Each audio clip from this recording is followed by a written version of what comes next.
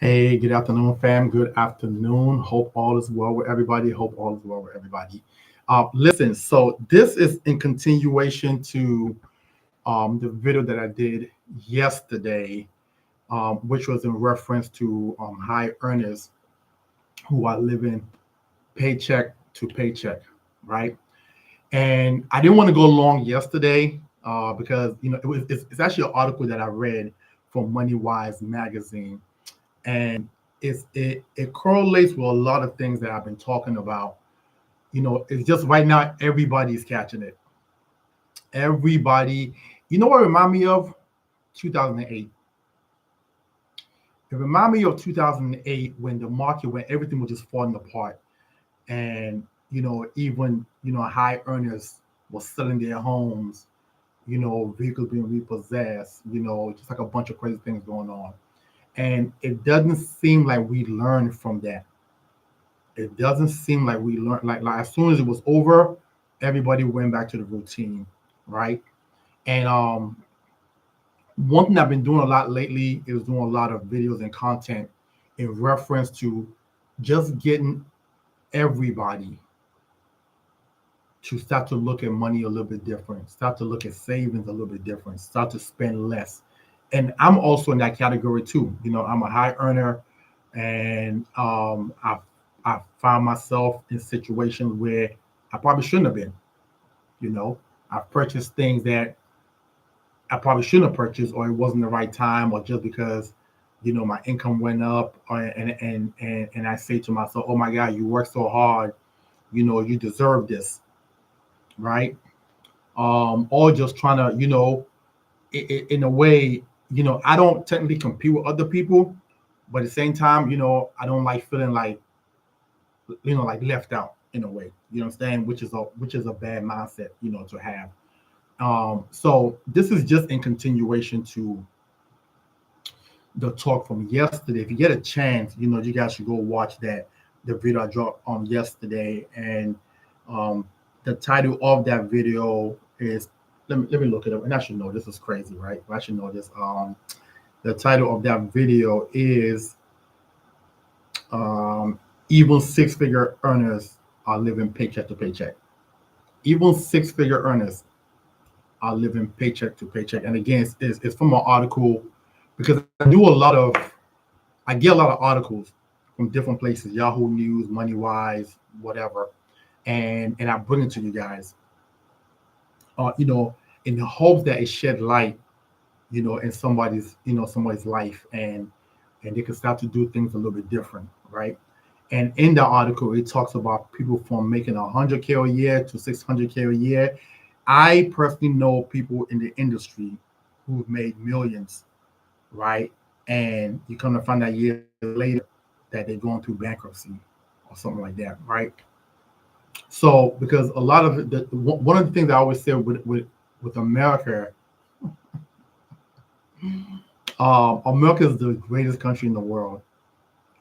America can change your life, and America can also defeat you if you allow it, right? Which means if you are not responsible, like America is awesome. America is amazing. America has changed thousands upon thousands of millions of people's lives, right? But sometimes I think we all, get to a point in life where we start to make great money, and we become irresponsible, or we just want what we want because we never had it before. You understand? I did a video a while back, just talking about, for example, I currently own three vehicles, right? Um, and those three vehicle loan amount at the time, if I when I calculate all of them together, was probably roughly around like 300 grand. You understand? So um, was that a smart choice? Probably not. You know, but I at the time justified by, okay, I'm paying my bills. You know, I'm putting 38% to 40% away in my long term plan. Okay. And I just want to, treat myself. And one of my guilty pleasures is cars. Like I love cars. for some reason. Some people like traveling. Some people like staying in nice fancy hotels. Some people like massages and therapy. Some people, like clothes and shopping. And one of my things is just cars, and which is a very expensive like. It's a very expensive like. So I kind of wanted to have this conversation with you guys because in that article, right,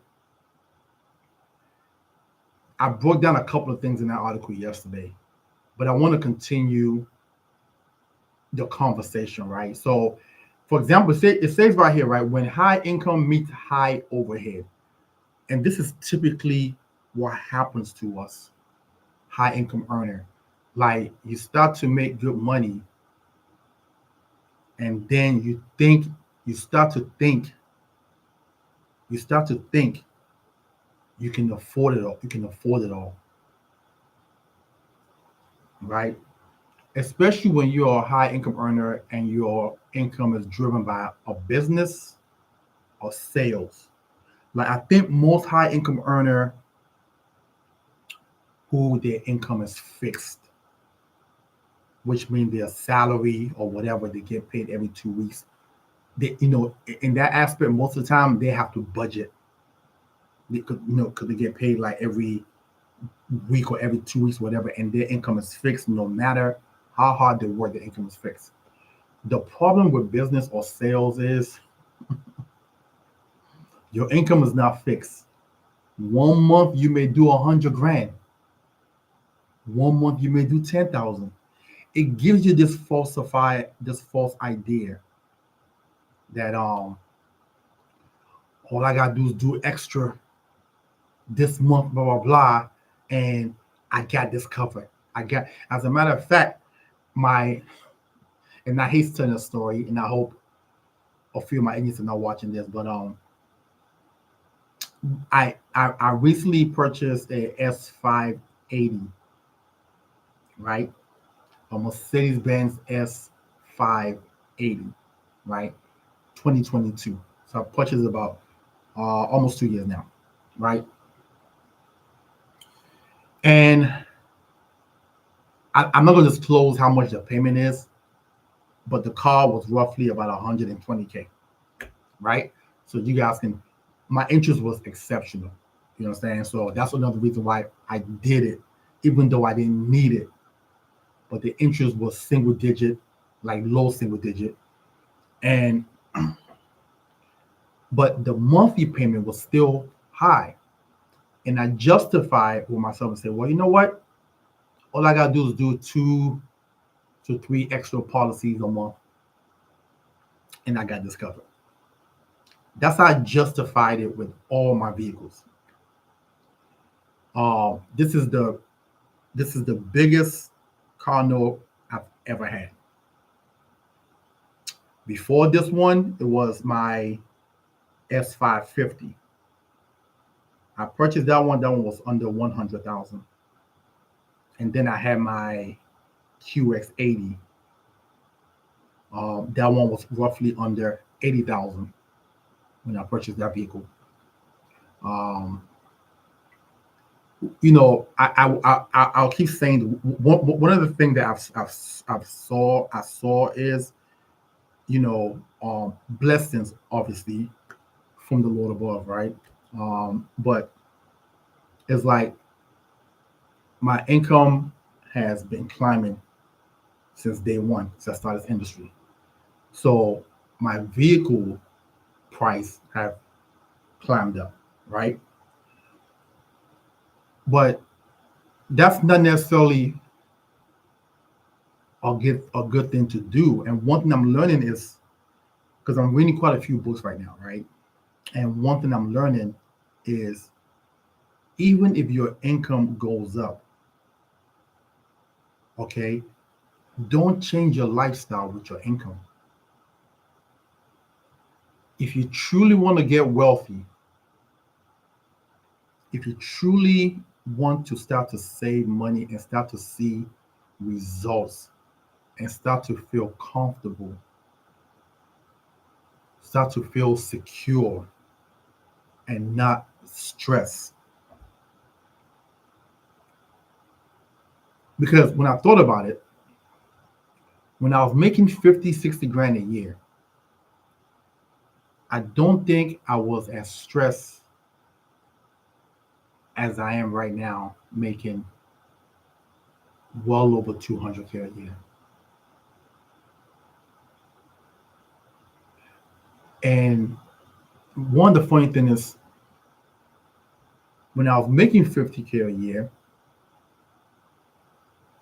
I was budget friendly, meaning whatever I was going to do, I took out a pen and paper and wrote it down before I did it. Example, if I was going to the grocery store, I knew my budget was $150. I would write down everything I was getting from that grocery store on a piece of paper. I would have my calculator inside my jacket. And when I get to the grocery store, I just have to check off my list, right? If I was going over, I'm putting it back. Okay. When if I bought a vehicle, right, I will go online to see how much it may cost for brakes for that vehicle, for axles for that vehicle, oil change for that vehicle. I was diligent when I didn't have money like that in reference to my purchases. And my debt wasn't so high then because I stayed in a way in my lane or in my box. And I hate to use that word in my lane because that yeah, it's just not something that I like. But I stayed in there, right? Um, then income started to get better.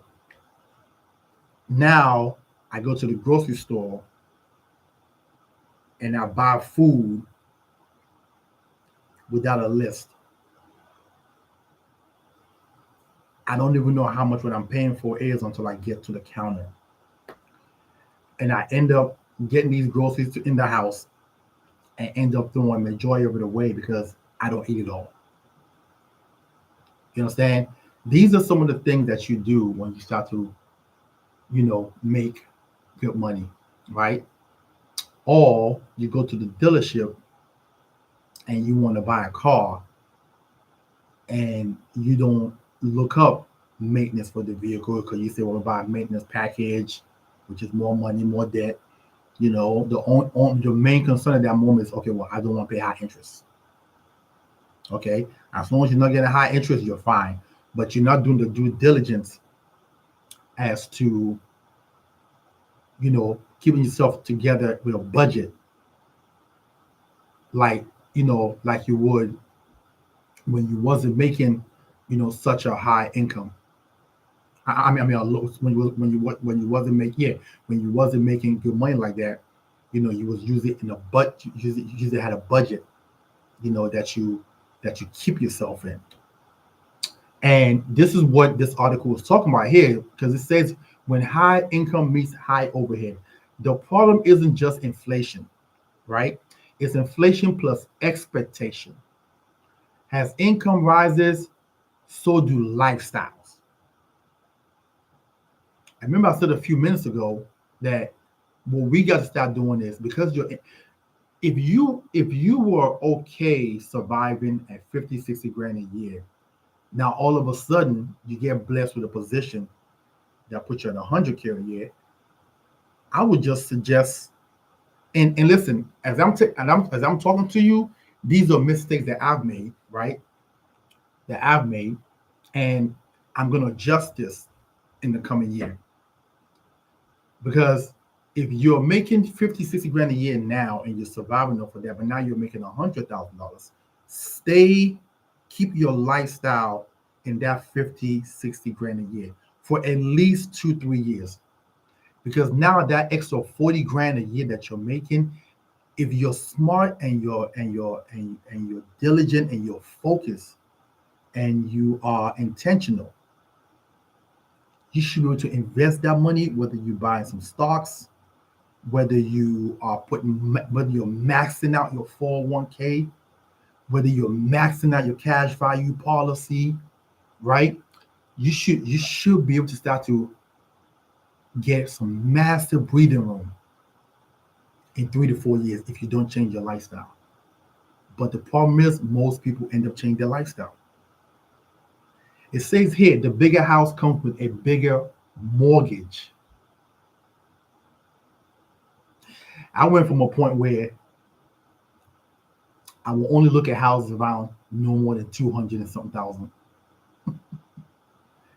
I went from a point where I will only look at houses that was no more than 200 and something $1,000, you know, and it wasn't even houses that I may have liked. It was just something that, you know, I just, in my mind, this is my budget here. I'm gonna stay here to start to make good money. And now I don't want the realtor to show me nothing less than 750K or $1 million home, which is crazy. Which is crazy, right? A bigger mortgage and a higher property taxes. The nicer car means pricier insurance. Okay. The price to insure a S580 Maybach compared to insuring a Honda or Toyota is a totally different ballgame. It's a totally different ballgame. Oil change for that car is 280. Oil change for that car is 280. I remember I had a mild accident on my new S580. The door handle broke off. Right? Option one, get insurance to cover it, which probably going to increase my insurance later. Or option two, I'll pay for out of pocket. It was $2,000 for a door handle. You guys should go look up an S580 and look at the door handle that they're charging $2,000 for. Okay. With the higher income, guess what? You want to do right by your family and your kids, right? Now, instead of putting your kids in public school, now you get them in private school. Travel teams, streaming subscription. Let me tell you something as you're watching this. One of the things that you don't even know that adds up monthly, I don't even know how many apps that I have that I'm streaming from Hulu, Netflix, Stars, Paramount, HBO Max, what else? Disney Plus. I mean, the list goes on and on. NBA TV, ESPN, like the list goes on.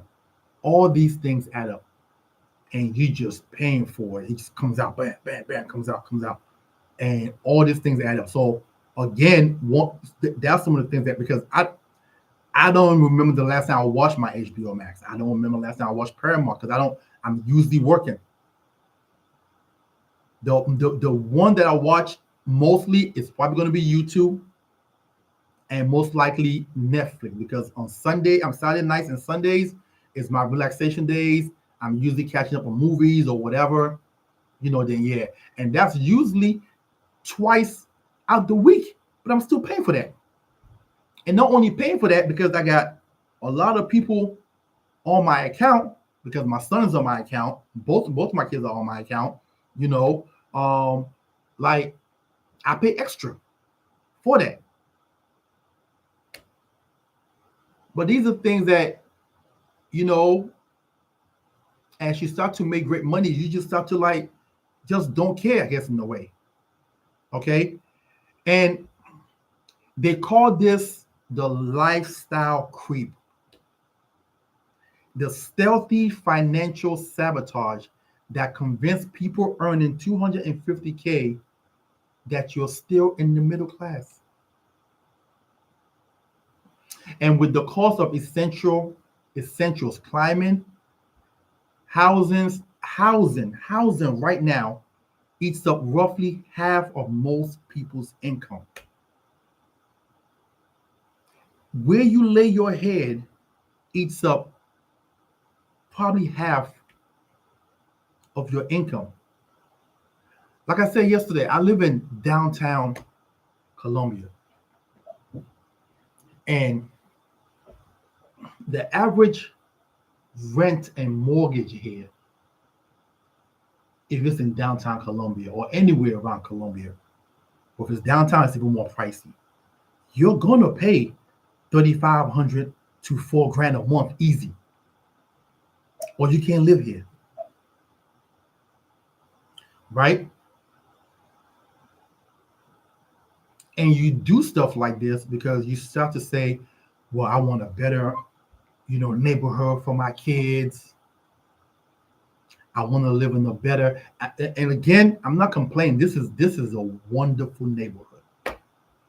There's so many kid-friendly activity, concerts every weekend at the park, like everything, right? Safe. Nothing happens here. So is it worth the money? Yeah. But at the same time, I think we gotta start to evaluate how we're spending money. And especially, again, it's a gentleman who I follow. His name is Chad. And yesterday he had a live that he talked about relationships in the live. It's worse when you're trying to carry this economy, this environment we're in by yourself.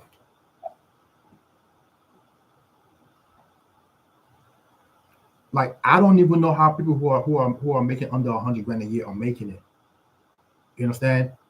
It's been well over. I don't know. I've been making 100 grand plus for the past 11 years. So I'm trying to just picture how people who are making less than 100 grand are surviving if rent on the average in Maryland is about $2,000 a month, right?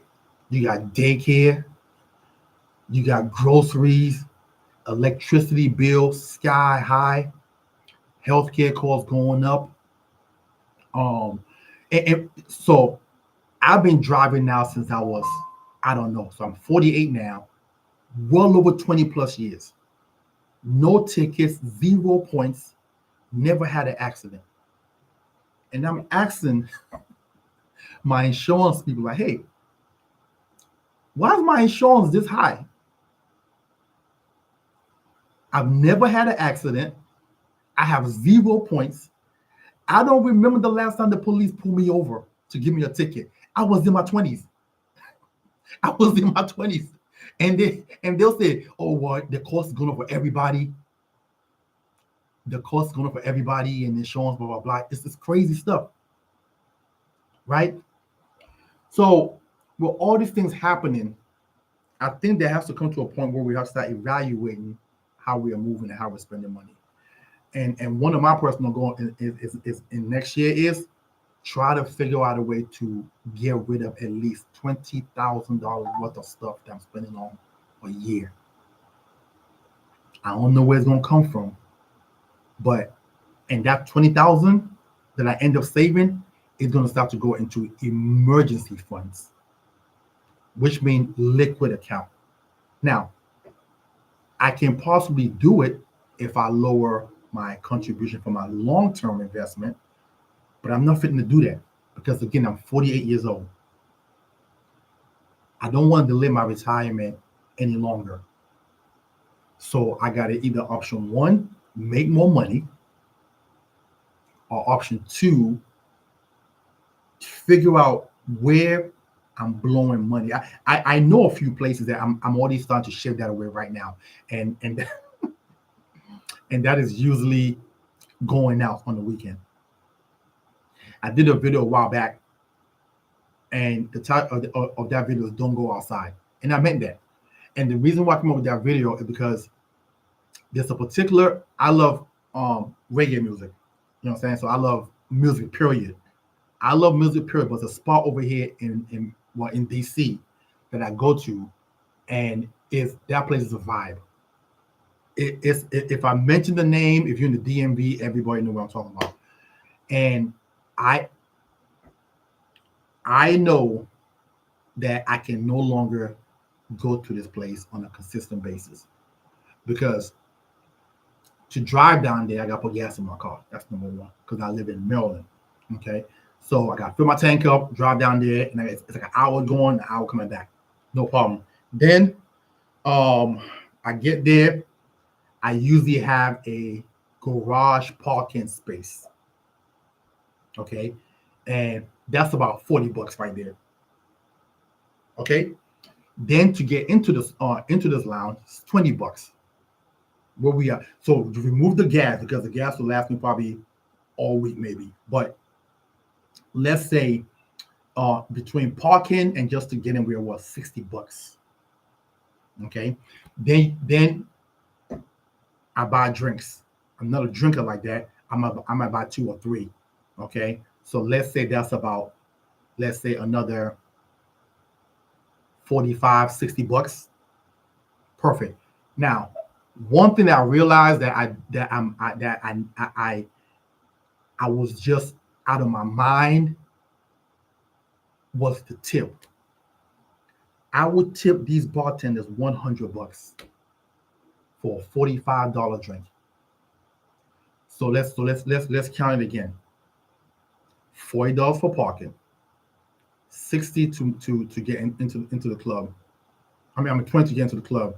Now we are what $60, right? No problem.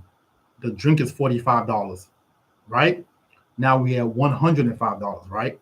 Then I tip the bartenders $100. That's 205, and that was every Friday or Saturday, or sometimes it might be Friday and Saturday.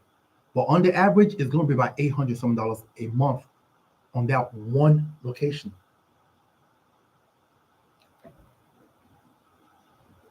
So what is that? That's about 9,000 plus for the year on just that event alone. Okay. Then there's other things. Again, like I said, the apps. I think my apps every month might cost me about three something a month, somewhere around there. Okay. So we have that.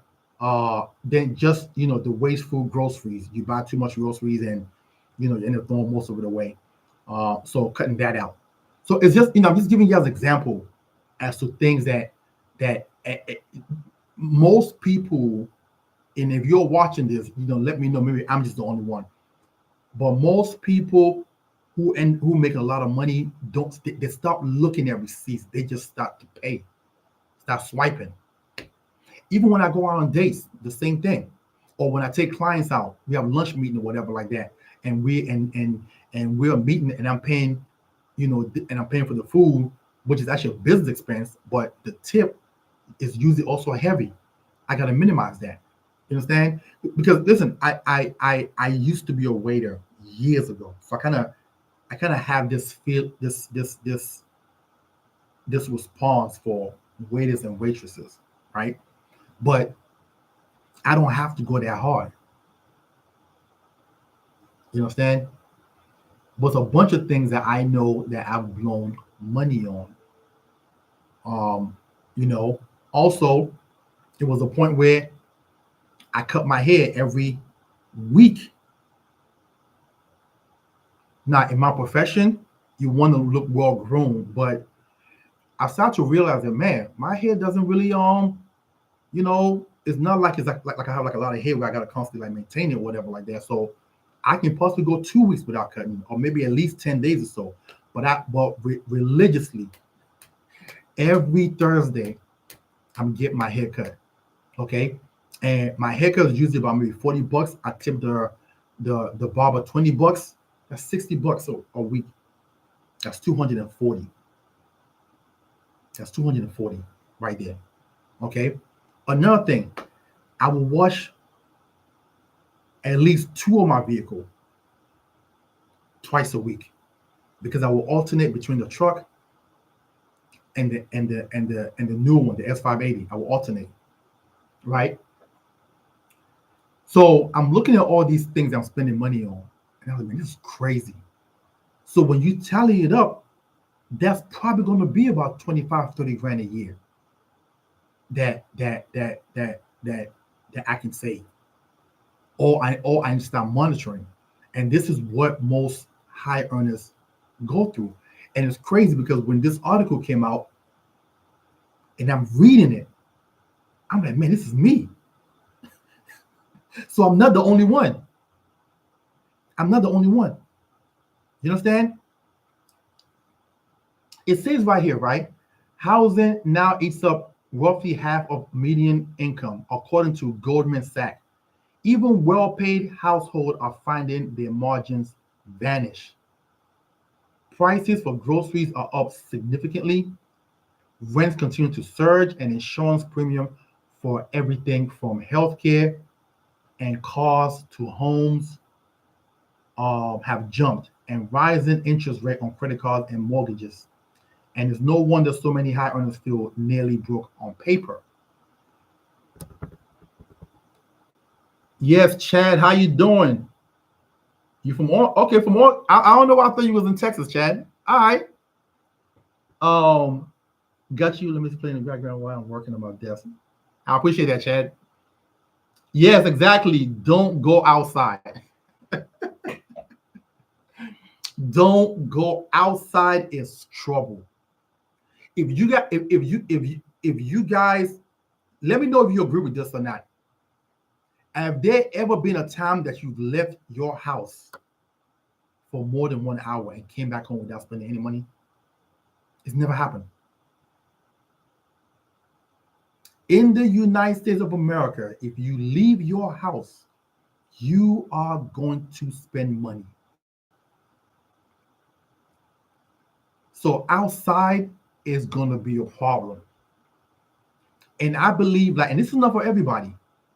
You understand? Some people might think this is an extreme. That's fine. But if you're carrying a boatload of debt and you don't see a way out, this might be the way out. You might not need to go outside. You might not need to travel. All these trips that you guys are taking, you can use that money to get you out of debt. All these happy hour, and I sat down with a lady this summer, early summer. She saw one of my video and she reached out to me. I went to her. It was such a fun appointment. It was a fun appointment because she brought out, I asked her, hey, listen, bring out your most recent receipt for the month that you spent on. Because she didn't understand why she didn't have any money left over every single month, that she couldn't afford to get a IUL policy. And she's a government worker making good money. And when we brought out the receipts, outside of getting her hair done and her nails done, she does her nails like every 2 weeks or something like that. And trying to figure out a way to help her cut it out. But it's a female thing, right? I'm not going to touch that. But I looked at the brunches and the happy hour. So after work, they will go out with friends, grab some drinks or whatever. And that's usually maybe like twice a week or whatever. So that's about $80 on the average, again, between buying the drinks and tipping. And sometimes you have to park in the garage or whatever because it is, the district and stuff like that. So parking is crazy. So you can avoid that. So instead of her just going straight home, now she got to pay for parking and then go to the bar, buy drinks, and tip. Right? And that's about twice a week. So we're talking about a good $160 a week. on that event.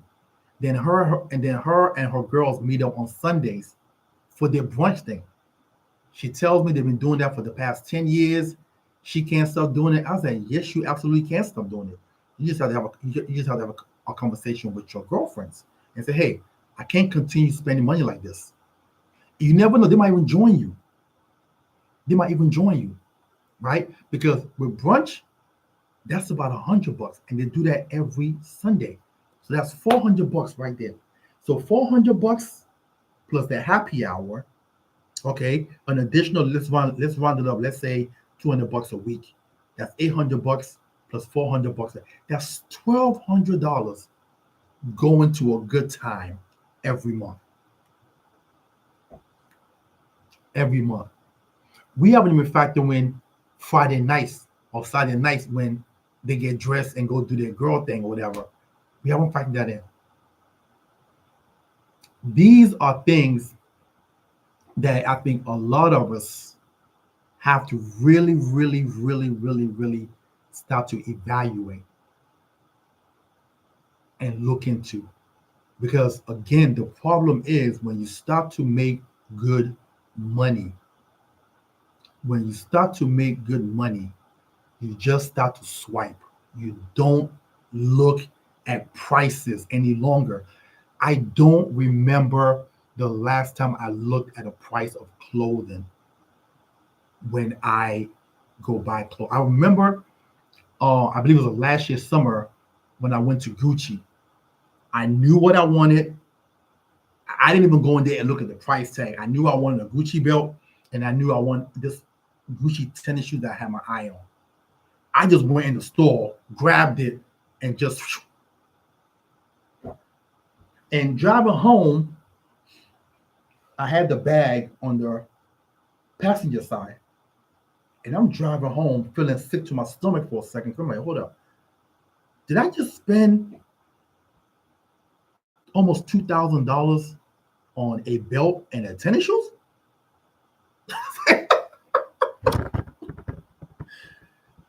Oh, fam, I'm not gonna lie to you.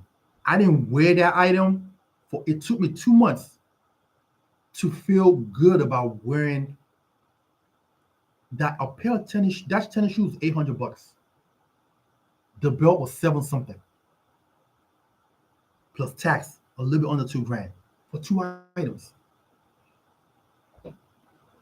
I think sometimes, and God, please, don't take this the wrong way. I think sometimes if you're not careful, just like people that win the lottery, making good money can end up being a curse. It can actually end up putting you in a worse situation than you were when you wasn't making money. And this is why I kind of want to keep doing what I'm doing here is talking to people because making good money is a blessing. It's supposed to allow you to help yourself and your family and also help other people too, right? So, but a lot of us haven't made that kind of money before. So it's almost like is the new money syndrome. Is the when I went from making 6 to 100, it really wasn't such a big deal because it wasn't such a massive jump. But when I went from making 100 to 250, 280, that I think is when I went buck wild. I'm not gonna lie. I went from staying at I went from being okay, when I go out of town, staying at the Courtyard Marriott, to now it's got to be a Ritz Carlton. It's got to be a JW. It's got to be a Renaissance. You understand? Like, you know, um, and this is just me being transparent, with you guys and just working on me and trying to fix me because guess what? I'm not getting younger. I'm getting older. And a lot of us fall into this scenario. I remember I was reading something the other day, and it was saying if you are in your 50s, you should have at least 500 grand in your retirement account to be on pace to retire by the age of 60 with a million plus. And I started counting my coins. I'm like, hold up. hold up, something in right here. And I started counting like, man, how much I've made like throughout my career as an insurance. And I've made almost close to $2 million in this industry collectively, collectively, and I don't have nowhere near that to show for it. Okay. In reference to my age bracket, I'm doing okay, and I'm in reference to long term, long term savings, based on the numbers. Okay, but at the pace I'm going right now, I'll be 49 this week, actually a couple of days from now, right?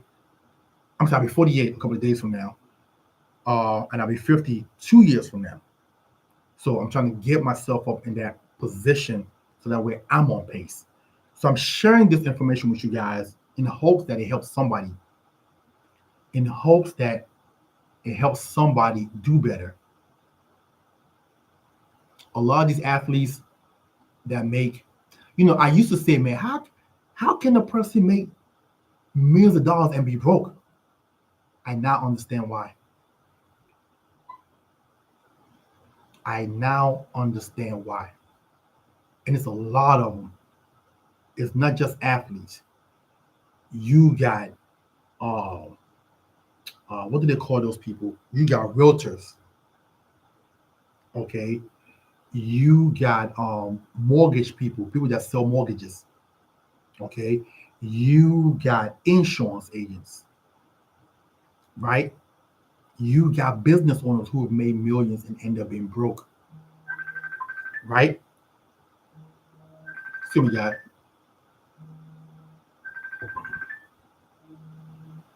How do I get this off? How do I? Yeah, sorry about that, guys. You got million people who have made millions and still end up broke. You don't want to fall in that scenario. I don't want to fall in that scenario. So sometimes something have to hit you hard for you to wake up and snap out of it. You understand? And this is what I want to have this conversation about. So listen, I hope this was helpful. That article really got to me when I saw it. And I said, listen, I got to share this with people and I got to have a conversation with people, right? Chad said the only time I've ever left the house and didn't purchase is when I left my wallet. That's a fact. That's a fact. I was thinking of it like there's never a time you will leave your house in America and you don't buy anything by the time you get back home. As soon as you leave the house, you're spending money. And yes, haircut price check. So I got two boys. I got two boys. So between my haircut and when I take them to get their haircuts, we talking about a good 60, 50, 50, 160. 160 every time I take myself and my two boys to get a haircut. So, yeah, this is our America now. And we got to figure out a way out of this. Okay. And last but not least, I'm going to just close with this. Excuse me, guys. Sorry about that. Last but not least, I'm going to just close with this. You may have to get to a point where if you have a lady friend or a guy friend, I know we live in this environment now where everybody want to be single, everybody want to do it by themselves. But I'm looking at the data. It's not working. I said yesterday, when I go into homes, the people with the biggest portfolio, like we're talking about multi seven figures in the portfolio, are couples. But not only couples, because I've sat down with couples before, but I'm talking about couples who are aligned and they both have a cause and a goal that are going together in one direction. The one of the blessings from doing what I do for a living is I get to see what's really happening out here in the world. I get to truly see what really is. Most people don't even understand what's going on out here. Most people are on social media and thinking that's life. A lot of people are in for a rude awakening.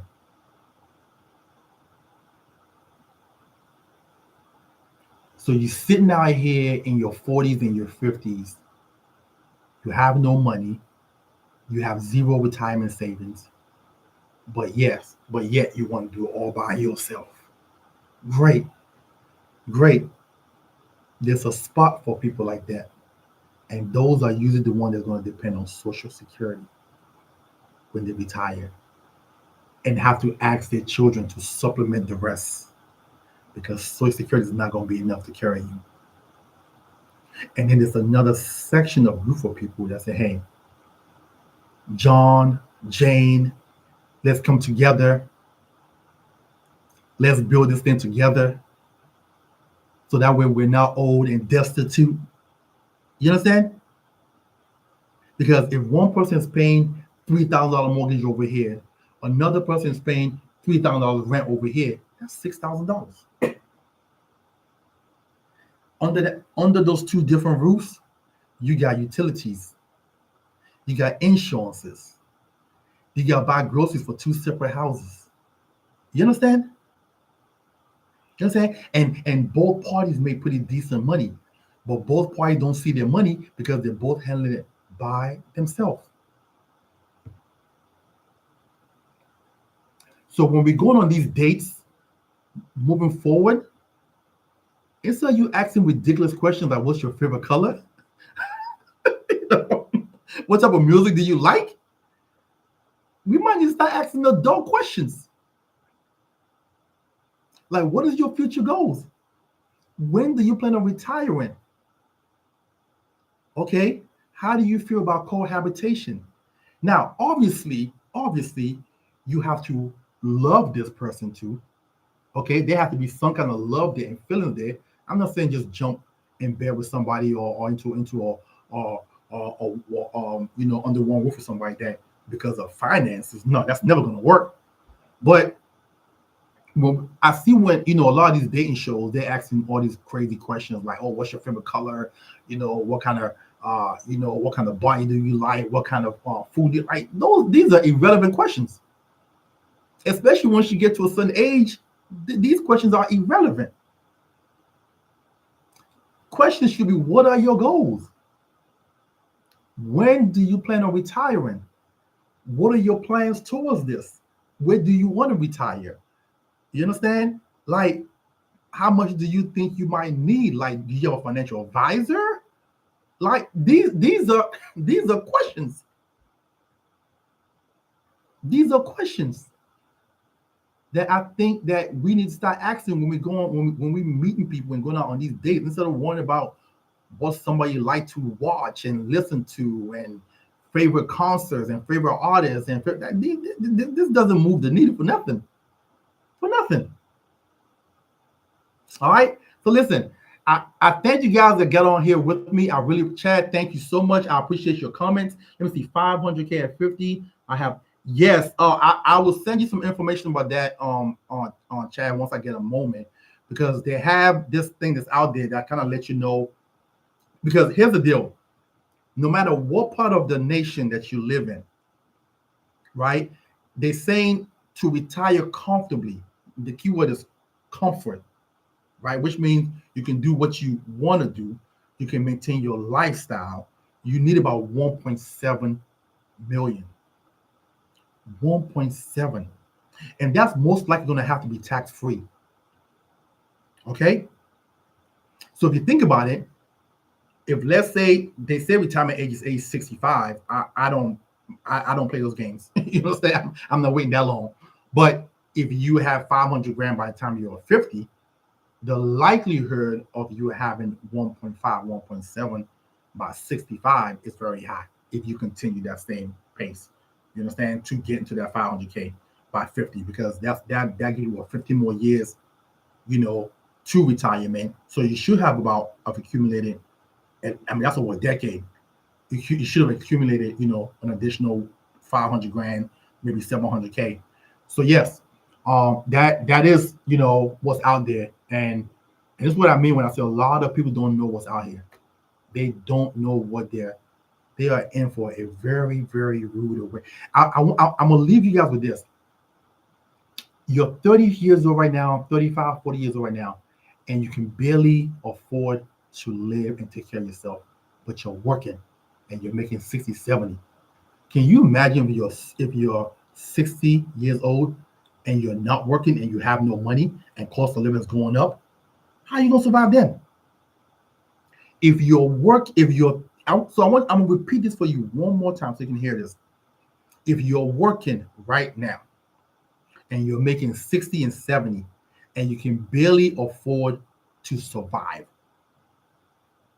but you're not saving money and not putting any money away for retirement, and now you get to your older years and you don't have any money, what kind of position do you think you're going to be in? These are things that I think we need to start evaluating and thinking about. So this whole single game, this I'm gonna do it all by myself and I don't need this, I don't need that. Okay, cool. Cool. Stay with that. Stay with that. As far as I've seen, unless you won the lottery, or unless you was just a great or very, very high income earner and you were disciplined and you did everything the right way, that's the only way I see that working out. Outside of that, based on my years of experience and sitting down with people, I've seen more people that are going to be in trouble than people who are not. And in most cases, the people who I've sat down with, who are in position to be very okay during retirement, are usually husband and wives, couple that both are working. One might retire before the other, but at that moment, they're both working, they're both pulling their own weight, they're both putting money together in some savings account that they have, and they both say, hey, honey, we're both going to do 15, 20% every month into our 401k, and we're going to stay disciplined with that. Most cases, they don't have fancy cars in the driveway. They don't live in a big old house or whatever like that. As a matter of fact, most of these people that I'm talking about, their house in most cases is no more than 2,000 square feet. These people that I'm talking about, in most cases, their houses is no more than 2,000 square feet.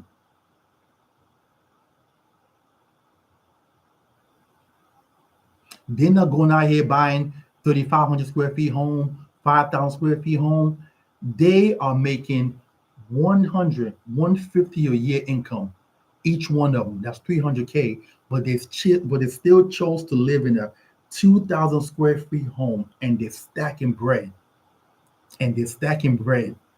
And before you know, before they retire, the house is paid off. And now they just got money to live and travel and ball out and do whatever they want to do when they retirement. They could take care of their health care. They could pay the tax on their house every single year. Okay. They could feed themselves. They could do repair on the house if they need to. They could fix the car if they need to. Okay. They could get dentals done. They could get their eye checked, like, because they got money put away.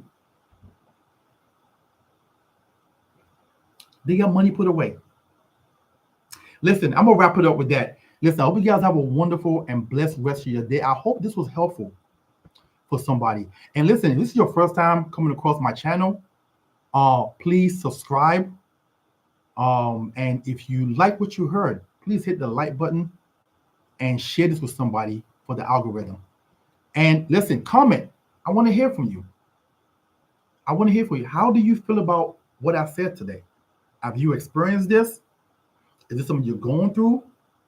Are you working on avoiding this? All right. Listen, outside of that, you guys have a wonderful and blessed rest of your day. Talk to y'all soon.